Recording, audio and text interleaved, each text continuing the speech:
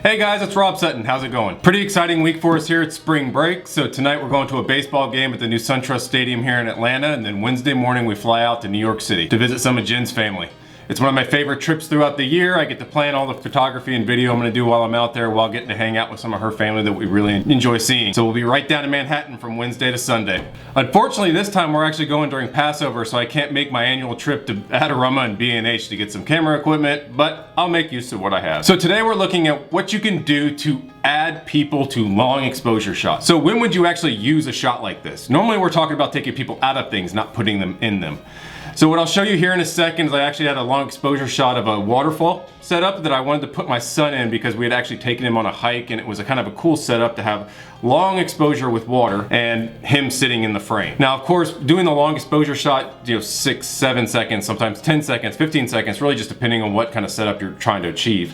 You can't put people in that scenario because they can't stay, even the best person can't stay perfectly still. So the setup you're gonna have here is you're gonna set up a tripod, you're gonna take your long exposure shot, then you're gonna take the picture of your person at a fast frame rate, and then the goal here is to blend the two together seamlessly and make it look like it's in the same shot. There are other circumstances you can do this. A good example would be, I think I'm gonna go up to Times Square this year and really try to get a long exposure shot where the people aren't being able to be seen. So if you take a long exposure shot of a busy area, anything that's in movement over a long period of time basically disappears. So you can kind of remove people from a scene that way.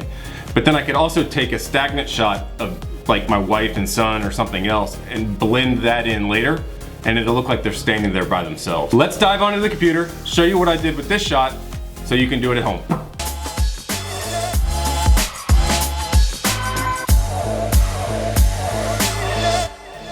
All right guys, let's jump into it.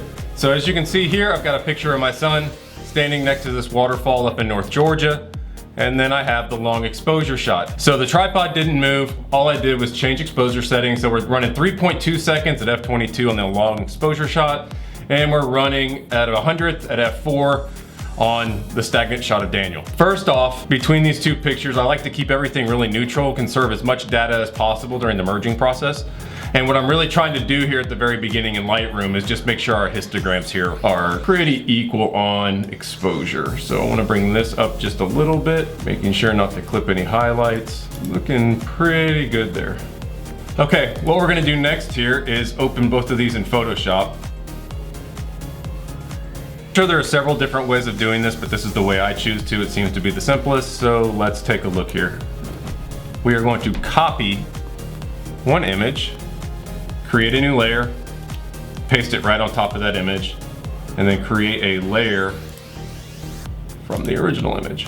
So what we have here is just one image layered on top of another. Now obviously it looks like we had a little bit of movement in the tripod, which is normal for being outside. So what we want to do here is actually kind of lower this opacity of one image and see how it creates this kind of blurry look in the background. What you want to do is create a couple spots that you can tell the difference. So like that tree is a good example. If we line up that bark, and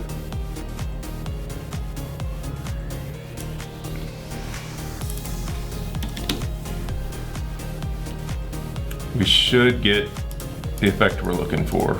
Now you can see, if you look at the rock area, the tree, the bark, everything seems to be perfectly in line now. What we'll end up doing here is cropping. See how that little bit of difference created just a tad bit of change there. So what we can do here is just crop it back into the frame, and we should have both images perfectly set. Now what we want to do is create an adjustment layer on this top layer so that everything's reversible. Make sure you have black and white selected in the color. We're gonna go to our brush tool. We're gonna want that to be bigger. I always start off with hardness, just a little bit soft. The nice thing about having two images that have the exact same setting is you don't have to be perfect on the outline. And if anything, you want it to fade just a little bit so it looks a little bit more seamless. And then I want to set the opacity here to 50%. Make sure we're on black and start drawing in Daniel. Now I can already see that's a little bit harder than I want it to be, so we're gonna bring that hardness down. There we go. Let's zoom in, make life a little bit easier. Back to our brush tool.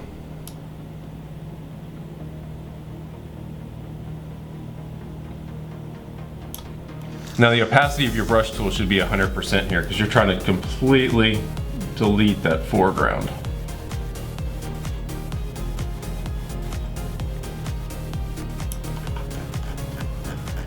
And you should see him just start coming right into the scene.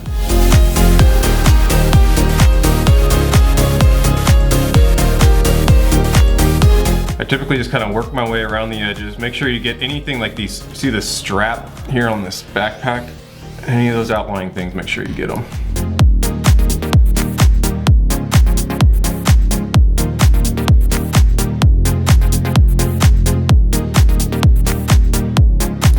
Okay, you'll notice what I did here and in between his feet and what we're about to do right off to the side of his body is that anything that his appearance in the scene affects in the scene, you need to bring in.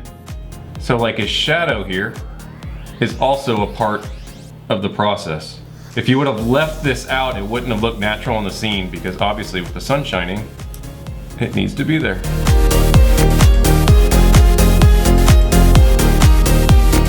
So now what we have here is this adjustment layer that we've brought my son back into the frame. So when we go back to opacity 100%, there he is.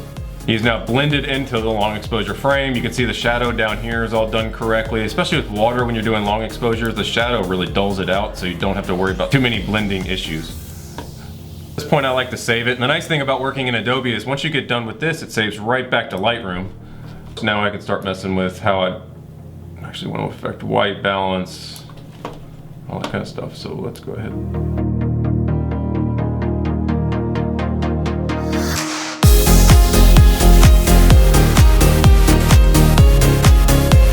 So there you have it. You have first image, long exposure, no Daniel.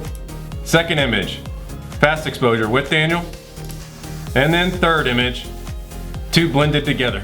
All right guys, so there it is. There's Daniel in a long exposure shot taken at a waterfall. You can use this technique with just about any long exposure shot.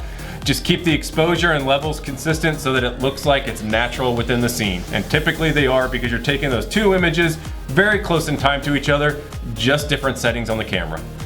If you have any questions, hit up the comments section, hit the like button, hit the subscribe button. There'll be more videos like this in the near future. Until the next one, thanks guys, peace.